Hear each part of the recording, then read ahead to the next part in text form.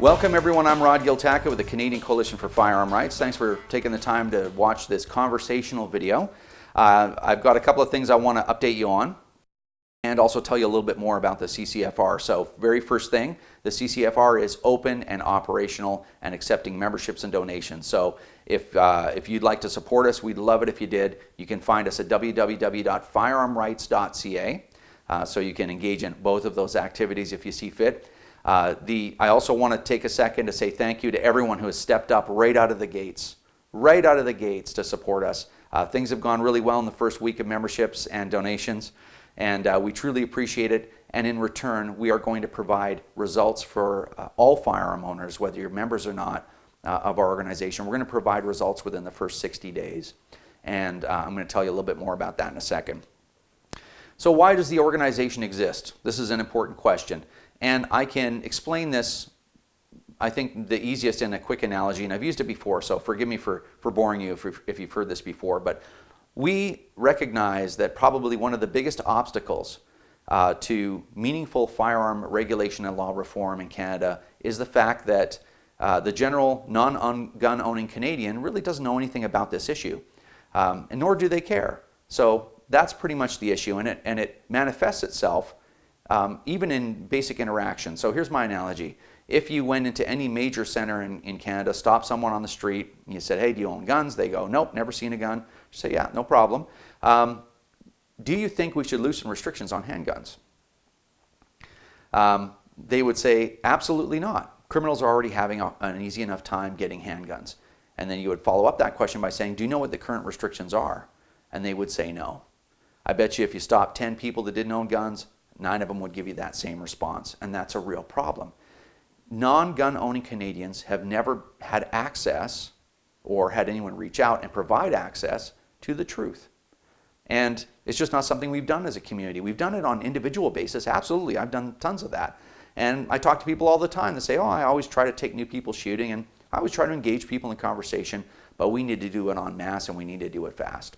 That's my view, and the view shared by the rest of the directors and officers and field officers of the CCFR. Now, how do we fix that? We fix that by having an organization whose mandate is specifically a public relations organization, basically. We're going out there and we are designing our program specifically to communicate with non-gun owning Canadians and also to provide a source for honest and credible communication and information regarding private firearm ownerships and its impact or lack thereof on public safety. I don't think I could phrase that a little bit better, any better in that short of span of time, but that's basically why we exist. So here's what I want to tell you. If you are a member and you haven't read our mission statement, our vision statement, and all of our policies and the rationales for those policies, I encourage you to do that. You can do that on the website. If you're curious about us as a potential member or donator, please read that stuff on our website. It's a lot of work went into it, and believe me, a lot of heated debate within our group. But I think that we can accomplish this goal. I think we can make the firearms issue a very unpopular political issue. It'll be unappealing for political parties to say, oh yeah, we're going to roll out the same misinformation about firearms to make us look like we're interested in public safety, that we're tough on crime. Political parties typically aren't stupid. They'll know that the firearm issue is a dead one, and they don't want to flog it any longer. That's our goal. So anyway, next thing, what are we going to do in the next 60 days? So part of that, and again, just like the last video, I didn't ask the board of directors if I could divulge this information in this much detail, but I'm going to do it anyway and beg forgiveness after. So hopefully they're not going to be mad. But here's what we intend to do in 60 days. And I'm making a personal commitment. We're all volunteers, so I could be late, but I'm making a commitment to myself, in addition to you guys, that within 60 days we're going to produce between 2 and 4 public service announcements of 15 to 30 seconds each.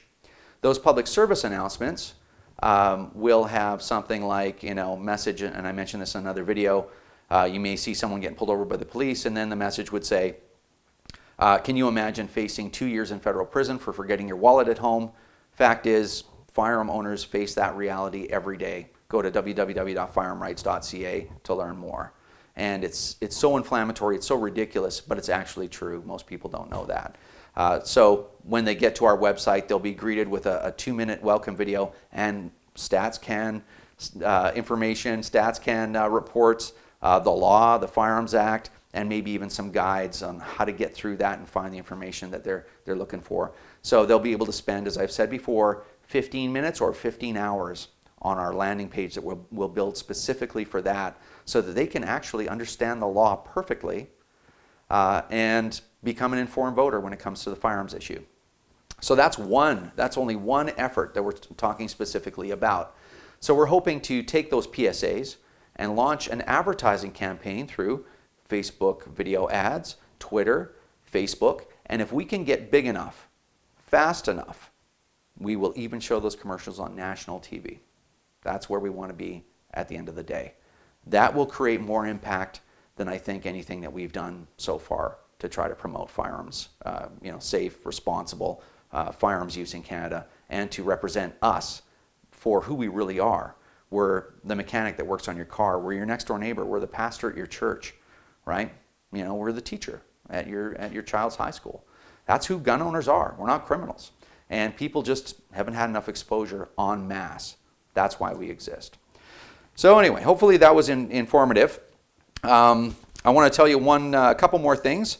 I talked briefly, I put a post up on our website about these early incentives for donations and for membership. So the first 1,000 members will be entered into a draw for a Remington 783 donated by International Shooting Supplies in Surrey. So thank you, Scott, for doing that.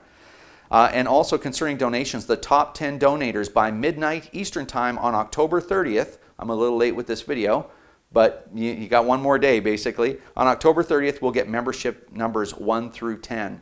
So if that means something to you to be one of the first top 10 or the first person through the gates, feel free to send us a membership. Believe me, there's a unique opportunity right now with the CCFR, and that opportunity is that the CCFR is all volunteer.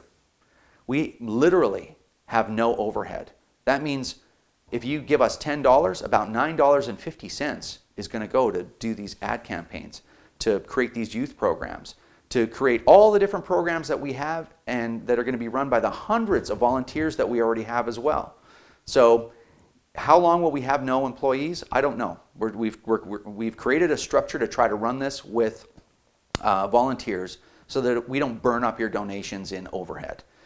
But it won't last forever, depending on how big we get, and based on the response in the first 4 days of us opening the doors, it might get a little bit unmanageable quick, but we're working on it. So anyway, the last thing I want to touch on real quick before I let you go is volunteers. So we're still trying to create a structure that we can plug all these volunteers into. There'll be more information coming about that, and it's been an extremely busy week. So if I haven't got back to you, if you've emailed me directly or you've emailed other people in the CCFR and they haven't gotten back to you, it's only because we're running like crazy right now to try to handle what we've taken on so far. So I think another few business days and we should have a grip on everything, and then we'll start getting back to everybody. And I truly appreciate the early support. I can't tell you how much that means to everybody who worked on bringing this thing to reality. So anyway, thanks for the early support. Again, if you want to find us on the web, you can at www.firearmrights.ca. More updates coming soon. Thanks again for watching, and we'll talk to you later.